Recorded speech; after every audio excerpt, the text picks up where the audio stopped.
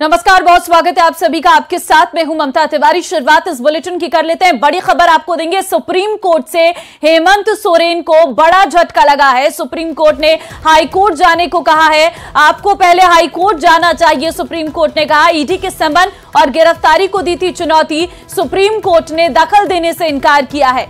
जानकारी आपको दे दे, हेमंत सोरेन को बड़ा झटका लगा है। सुप्रीम कोर्ट से बड़ा झटका लगता हुआ नजर आया है। दरअसल ईडी के समन और गिरफ्तारी की चुनौती दी थी, लेकिन सुप्रीम कोर्ट ने पहले हाई कोर्ट जाने को कहा है और उसके बाद हाई कोर्ट जो फैसला लेगा उसके बाद सुप्रीम कोर्ट का रुख किया जा सकता है। आपको पहले हाई कोर्ट जाना चाहिए। ईडी के समन और गिरफ्तारी को चुनौती दी थी हेमंत सोरेन ने। ऐसे में झारखंड के कार्यवाहक सीएम सोरेन को यहां पर बड़ा झटका लगता हुआ नजर आ रहा है। आपको पहले हाई कोर्ट जाना चाहिए, सुप्रीम कोर्ट ने कहा है।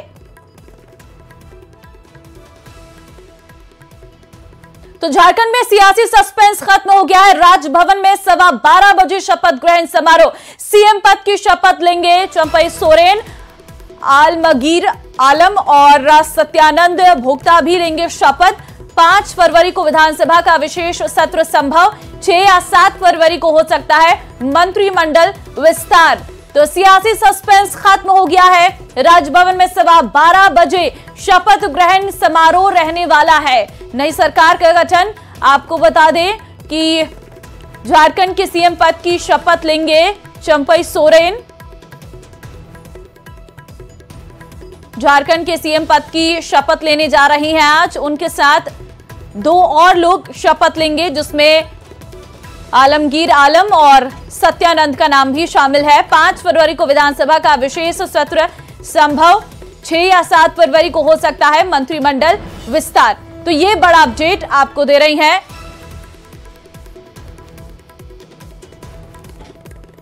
सुप्रीम कोर्ट ने हाई कोर्ट हेमंत सोरेन को हाई कोर्ट जाने को कहा है।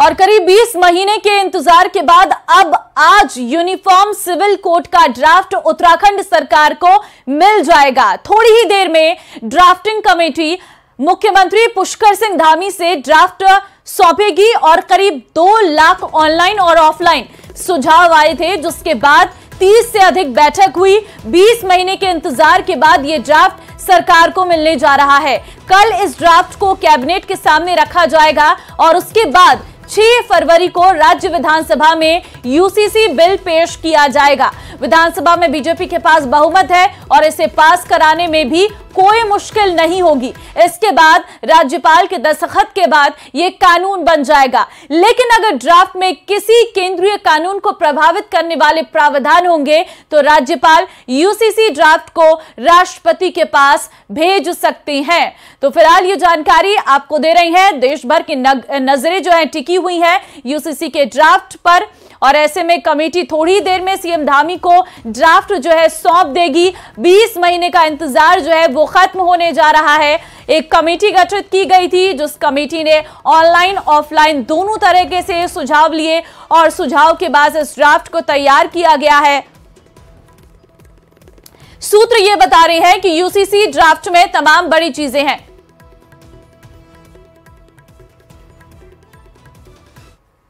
किया जा रहा है उसमें संघीय सीमा के अंतर्गत या जो केंद्र सरकार के जो हमारी जो निर्धारित संवैधानिक प्रक्रिया है उसमें राज्य सूची या समवर्ती सूची है। तो यदि विषय ऐसा है कि वह केंद्र सरकार को विषय किया जाना भेजा जाना है तो राज्य सरकार उसमें अवश्य राय लेगी।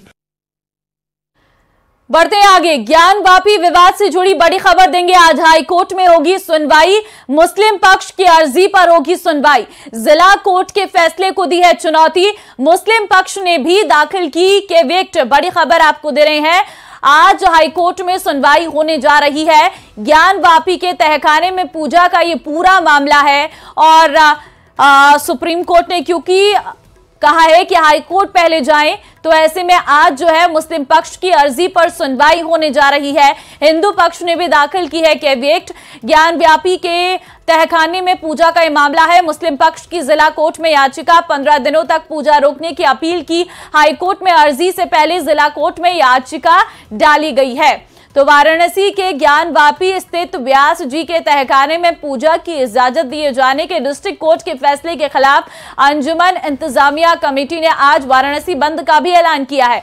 ऐसे में मुस्लिम इलाकों में दुकानें भी बंद है आज, और आज जुम्मा भी है और इसलिए सुरक्षा के खास बंदोबस्त भी किए गए हैं। तो 15 दिनों तक पूजा रोकने की मांग की गई थी। मुस्लिम पक्ष की जिला कोर्ट में याचिका 15 दिनों तक पूजा रोकने की अपील की गई है। तो वाराणसी के ज्ञानवापी स्थित व्यास जी के तहखाने में पूजा की इजाजत दिए जाने के डिस्ट्रिक्ट कोर्ट के फैसले के खिलाफ अंजुमन इंतजामिया कमेटी ने आज वाराणसी बंद का ऐलान भी किया है। ऐसे में मुस्लिम इलाकों में दुकानें बंद हैं, आज जुम्मा भी है और इसलिए सुरक्षा के खास बंदोबस्त भी किए गए हैं। तस्वीर भी आपके सामने है। आज पूरी तरीके से बाजार जो है बंद किया गया है। किसी भी तरीके से कोई भी असुरक्षा ना हो पाए, किसी भी तरीके से कोई हुड़दंग या फिर दंगे ना हो जाए, सुरक्षा भंग ना हो जाए, इसके लिए पुलिस बल की तैनाती भी की गई है और अंजुमन इंतजामिया कमेटी ने बंद का ऐलान भी किया है। तो व्यास जी के तहखाने में पूजा की इजाजत के खिलाफ ये बंद बुलाया गया है। जुम्मे की नमाज शांतिपूर्वक पढ़ने की अपील भी इस दौरान की गई है।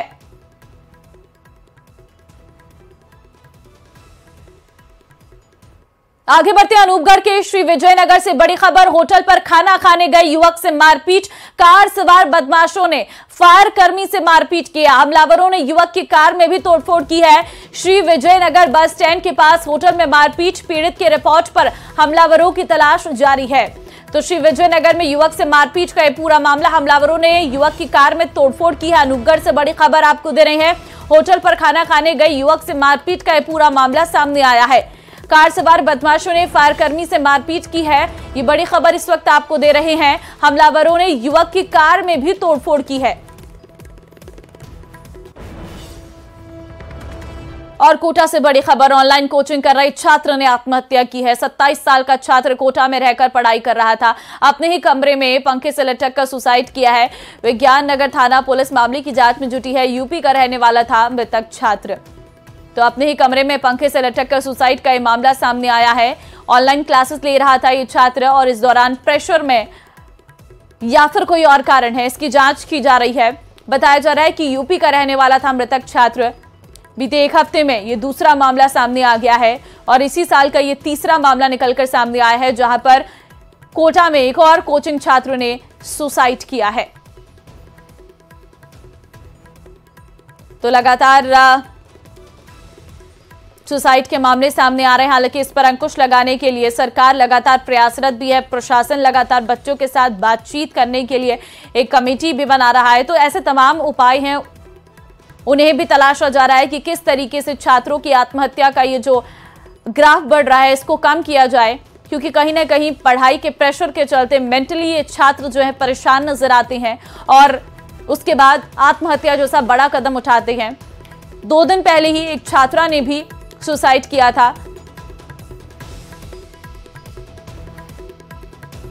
ओम प्रकाश संवाददाता फोन लाइन पे मेरे साथ है। ओम प्रकाश, देखिए ऑनलाइन कोचिंग कर रहे छात्रों ने आत्महत्या की है, कारण क्या सामने आ रहा है? क्या पढ़ाई का ही प्रेशर है या फिर कोई और कारण है?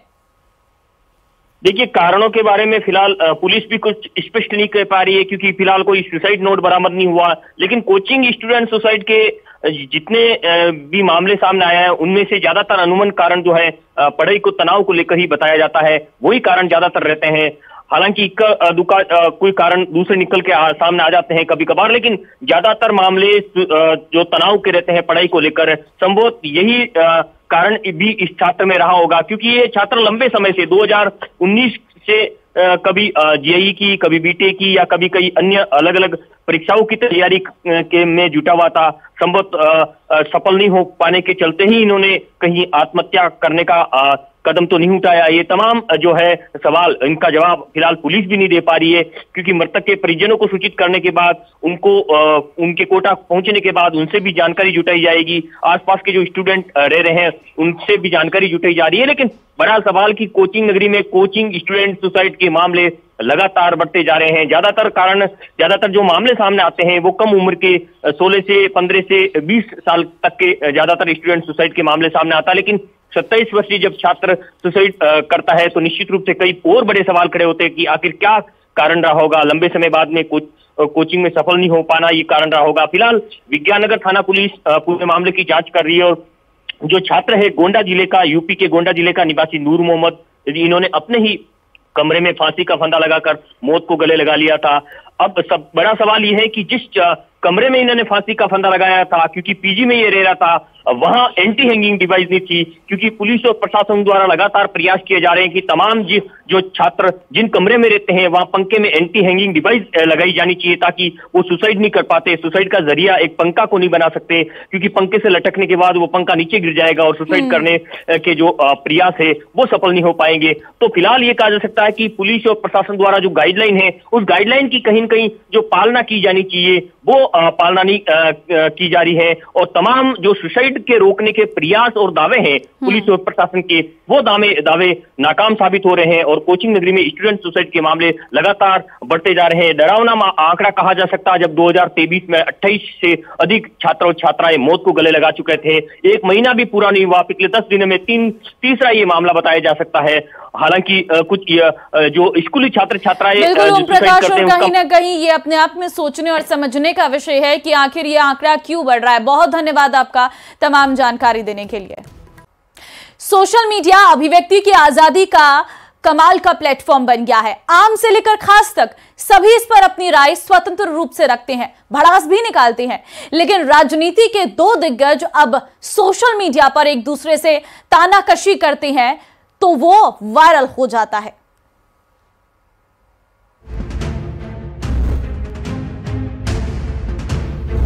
दो दिग्गजों में social media war. Social media पर एक दूसरे पर निकाली भड़ास, एक के वार पर दूसरे का पलटवार। सोशल मीडिया पर इन दिनों कांग्रेस प्रदेश अध्यक्ष गोविंद सिंह डोटासरा और बीजेपी नेता राजेंद्र सिंह राठौर की ये पोस्ट वायरल हो रही है। दोनों एक दूसरे को आईना दिखाने की कोशिश कर रही हैं। सोशल वॉर की शुरुआत हुई राजेंद्र राठौर की गुरुवार सुबह की गई इस सोशल मीडिया पोस्ट से, जिसमें उन्होंने इशारों में ही सही गोविंद सिंह डोटासरा को उनकी जीत पर गुमान न करने की सलाह दी। आप देख सकते हैं ये वही ट्वीट है जिसमें वो अपने विरोधी को जीत पर अहंकार न करने की बात कह रही हैं। समझा भी रही हैं कि हार और जीत एक ही सिक्के के दो पहलू हैं। उन्होंने सोशल मीडिया साइट एक्स पर जो पोस्ट किया उसमें एक और परीक्षा बाकी होने का भी जिक्र किया। अब ये दूसरी परीक्षा कौन सी है ये राजेंद्र राठौर ही बता सकते हैं, लेकिन उनकी लगाई हुई चिंगारी की तपिश गोविंद सिंह डोटासरा तक पहुंच ही गई और फिर क्या था, वार पर पलटवार हुआ। अब देखिए कैसे गोविंद सिंह डोटासरा ने एक्स पर उनकी पोस्ट की रीपोस्ट करते हुए कुछ इस तरीके से जवाब दिया। गलतफहमी ना पाल, ये जनता का पर्चा है। उन्होंने अहंकार वाली बात पर भी जवाब दिया और कहा ये अहंकार नहीं स्वाभिमान है। राजेंद्र राठौर को गोविंद सिंह डोटासरा ने उसी अंदाज में जवाब दिया, लेकिन आलम यह था कि ये सोशल वॉर यहीं खत्म नहीं हुई। गोविंद सिंह डोटासरा के पोस्ट को रीपोस्ट करते हुए राजेंद्र राठौर ने एक बार फिर हमला किया, लेकिन इस बार अंदाज शायराना था, जिसमें वो कहते हैं कि बेरोजगारों का पर्चा लीक करने में भी मेहनत होती है। ये अजीबोगरीब कहानी आपकी अदा से ही क्यों बयां होती है। उन्होंने गोविंद सिंह डोटासरा की पोस्ट में अहंकार को स्वाभिमान बताने वाली लाइन पर तंज कसते हुए सवाल पूछा कि गरीबों के सपने को चलने में कैसा स्वाभिमान। सोशल साइट एक्स पर गोविंद सिंह डोटासरा और राजेंद्र राठौर के बीच तू मैं देर रात तक जारी रही। एक के बाद एक पोस्ट लिखते हुए गोविंद सिंह डोटासरा ने एक बार फिर जवाब दिया। डोटासरा ने ललकारते हुए लिखा कि ये हिट एंड रन पॉलिटिक्स छोड़िए, अब विपक्ष में नहीं सरकार में हो आप। शायराना अंदाज में डोटासरा ने लिखा कि हाथ पर हाथ रखकर क्यों बैठे हो बेरंग, अगर है दम तो करके दिखाओ आरपीएससी भंग, चाहे मर्जी जो लो एक्शन पर बंद करो ये झूठा मिशन। डोटासरा के शायराना अंदाज के बाद राजेंद्र राठौर भी कहां चुप होने वाले थे। देर रात 12 बजे के बाद एक्स हैंडल पर लिखा कि तुम्हारी और मेरी राहें अलग अलग तो होनी ही है, क्योंकि तुम जहां को जा रहे हो मैं वहीं से आ रहा हूं। 4 बार की जीत से ही अगर आपने स्वाभिमान और अहंकार के अंतर को भुला दिया, कहीं एक बार और जीत आए तो मोदी जी के बनाए 6 लेन हाईवे से आगरा ले जाना पड़ेगा। एक्स हैंडल पर एक के बाद एक जुबानी मिसाइल छोड़ी जा रही थी। देर रात तक मानो सोशल मीडिया से ही जंग का ऐलान कर दिया गया था और आखिरकार देर रात करीब 1 बजे ये सिलसिला रुका, जैसे मानो युद्ध विराम का ऐलान कर दिया गया हो। Bureau report, news 8। तो एक्स पर जारी इस वार पलटवार के बाद हमारे संवाददाता ने राजेंद्र राठौर से खास बातचीत की। उन्होंने कहा कि युवाओं के सपने तोड़ने वालों का सच जरूर सामने आएगा। वहीं उन्होंने खुद के लोकसभा चुनाव लड़ने से इनकार कर दिया है। इसके साथ ही गहलोत सरकार के फैसलों की समीक्षा के लिए गठित मंत्रिमंडलीय समिति को सही फैसला बताया है। और क्या कहा, सुनिए जरा। विधायक, पूर्व नेता प्रतिपक्ष और राजस्थान की सरकार में 4 बार मंत्री रहे राजेंद्र राठौड़ हमारे साथ मौजूद हैं।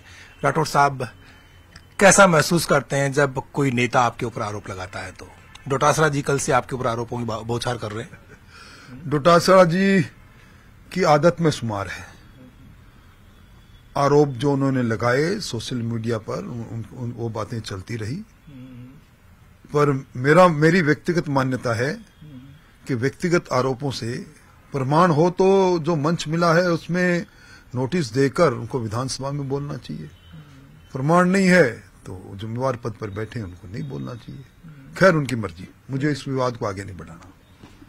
आपने कहा सच सामने आएगा, बस थोड़ा सा धैर्य रखिए। कब तक धैर्य रखना पड़ेगा और सच क्या है जो आप बताना चाहते हैं? देखिए, हरेक चीज को मीडिया में बताऊं ये जरूरी नहीं। कुछ बातें ऐसी है जो वक्त के साथ अपने आप सामने आती है। राजस्थान की सरकार ने गहलोत सरकार के आखिरी 6 महीने के कार्यकाल की जांच कराने का फैसला किया है। 4 सदस्यीय मंत्रिमंडल समिति बना दी गई है। आपको लगता क्या है, किस तरह की अनियमितताएं और गलतियां हुई होंगी जिसकी वजह से सरकार को मंत्रिमंडल की कमेटी बनानी पड़ी है? देखिए, मैं सरकार का अधिकृत प्रवक्ता नहीं हूं। अच्छा रहता कि आप सरकार के अधिकृत प्रवक्ता या जो इस कमेटी के संयोजक बने हैं चिकित्सा स्वास्थ्य मंत्री गजेंद्र सिंह जी से खींवसर से बात करते। पर मैं ये कह सकता हूं कि सरकारी धन पर चुनाव की वेतरणी पार करने के लिए अंधाधुन बिना बीएसआर के रेट के और बिना निविदाओं के और जिस प्रकार चहेती कंपनी को उपकृत किया गया है, ये उदाहरण अपने आप में एक है। सरकारी धन पर बिना बजट के कई योजना को यकायक लाकर और उन पर पैसा खर्च कर देना, ये फाइनेंस रूल के खिलाफ है। आज राजस्थान की जो अर्थव्यवस्था जिस गंभीर मोड़ पर आकर खड़ी हुई, इसमें अगर कोई जिम्मेवार है तो पूर्ववर्ती सरकार। केंद्र का अंतरिम बजट आ गया कल, किस तरह से देखते हैं? आपको लगता है इसमें विकास की तस्वीर छुपी हुई और क्या भारत 2047 तक विकसित राष्ट्र बन जाएगा? निश्चित तौर पर शानदार, जानदार, भूतो न भविष्यते, इस प्रकार का बजट मैंने देखा है। सर्वस्पर्शी बजट, हर वर्ग का ध्यान रखते हुए और विशेष तौर पर हिंदुस्तान बदलते हुए हिंदुस्तान में इंफ्रास्ट्रक्चर पर आधारभूत संरचनाओं में 11% से ज्यादा की वृद्धि और 1 साल में 11 लाख करोड़ का निवेश, ये सिद्ध करता है कि हिंदुस्तान बदल रहा है। 1 करोड़ लोगों को, गरीब आदमियों को कितनी बड़ी राहत कि बिजली का बिल भरना नहीं पड़ेगा। 3 करोड़ महिलाओं को लखपति दीदी, एक के बाद एक योजनाएं। मैं समझता हूं कि हिंदुस्तान में इनोवेशन के नाम पर, आर्टिफिशियल इंटेलिजेंस के नाम पर 1 लाख करोड़ का प्रावधान ये सिद्ध कर रहा है कि हिंदुस्तान अब सशक्त हिंदुस्तान की ओर आगे बढ़ गया है। 2047 के अंदर जब आजादी के 100 वर्ष पूरे करेंगे तो हिंदुस्तान दुनिया का सिरमौर होगा। मोदी जी का कुशल नेतृत्व, मोदी जी ने जो कमाल कर दिखाया है, उस पर हिंदुस्तान के बाहर के लोग भी ये कहने लगे हैं कि मोदी है तो मुमकिन है। और चलिए आगे बढ़ते हैं। खैरतल जिले के तिजारा में तिजारा विधायक बाबा बालकनाथ लोगों की सुनी, जन समस्याएं सुनी। लोगों ने इलाके में बढ़ती चोरी, बिजली, पानी की समस्याएं सुनाई। बाबा बालकनाथ ने अधिकारी को जल्द समस्याओं के निस्तारण के निर्देश दिए। साथ ही कहा कि लापरवाही बर्दाश्त नहीं की जाएगी। जनता का समय पर काम हो हमारी प्राथमिकता होनी चाहिए। जन सुनवाई के दौरान उपखंड अधिकारी अनूप सिंह, जलदाय विभाग सहायक अभियंता भानु यादव, पंचायत समिति के प्रधान जयप्रकाश यादव समेत कई अधिकारी मौजूद रहे।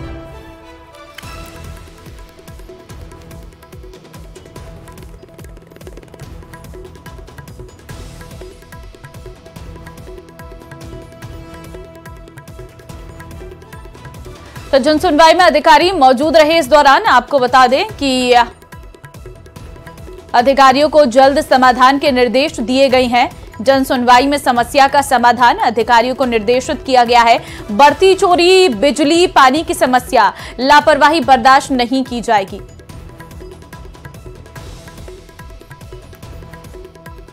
आगे बढ़ते हैं। जम्मू कश्मीर, हिमाचल प्रदेश और उत्तराखंड में हुई बर्फबारी ने पारा गिरा दिया है। हिमाचल प्रदेश में ऑरेंज अलर्ट के बीच तीसरे दिन भी बर्फबारी और बारिश का दौर जारी है। लंबे वक्त के इंतजार के बाद श्रीनगर, अनंतनाग, पुलवामा, कुलगाम समेत घाटी के कई इलाकों में इस सीजन की पहली बर्फबारी हुई है। उधर उत्तराखंड के कई जिलों में बारिश तो कहीं बर्फबारी हुई। बर्फबारी के बाद पर्यटकों के चेहरे खुशी से खिल उठे। तस्वीर आपके सामने है, अलग अलग तस्वीरें हैं। हिमाचल, उत्तराखंड और जम्मू कश्मीर की अलग अलग तस्वीरें, जहां पर आप देख सकते हैं चारों तरफ आपको बर्फ नजर आ रही होगी और इस बर्फ में खुशी से खेलते झूमते ये सैलानी नजर आ रहे हैं। हिमाचल प्रदेश के ऊंचाई वाले क्षेत्रों में बर्फबारी से सैलानी और कारोबारियों के चेहरे खिल गए हैं। स्थानीय लोगों के मुताबिक बर्फबारी से शुष्क मौसम से राहत मिलेगी। वहीं बर्फबारी के चलते कई मार्ग बंद होने से लोगों को रोजमर्रा की जरूरी चीजों के लिए परेशान होना पड़ रहा है। बर्फबारी के चलते कई क्षेत्रों में पानी की पाइप लाइन जम जाने से लोगों को पीने के पानी की समस्या का भी सामना करना पड़ रहा है। शिमला, चंबा, नारकंडा की ये तस्वीर, जहां पर आप देख सकते हैं बर्फबारी साफ तौर पर आपको नजर आ रही होगी। हल्की धूप भी खिल रही है। लेकिन जम्मू कश्मीर के कई जिलों में गुरुवार को अचानक से मौसम ने करवट ली है। प्रदेश के कई जिलों में बारिश और बर्फबारी हुई। इस दौरान माता वैष्णो देवी मंदिर भी बर्फबारी के बाद सफेद चादर में लिपटा नजर आया है। तो सफेद चादर में लिपटा ये पहाड़ वैष्णो देवी में दर्शन करने गए पर्यटकों को थोड़ी परेशानियों का सामना जरूर करना पड़ा, क्योंकि फिसलन भी इस बर्फबारी के बाद लोगों के सामने एक मुश्किल रही। और बर्फबारी आप देख सकते हैं, सड़कों पर आपको बर्फ नजर आ रही होगी। इस दौरान वैष्णो देवी आने वाले जो पर्यटक हैं उन्हें थोड़ी मुश्किलें जरूर हो रही थी।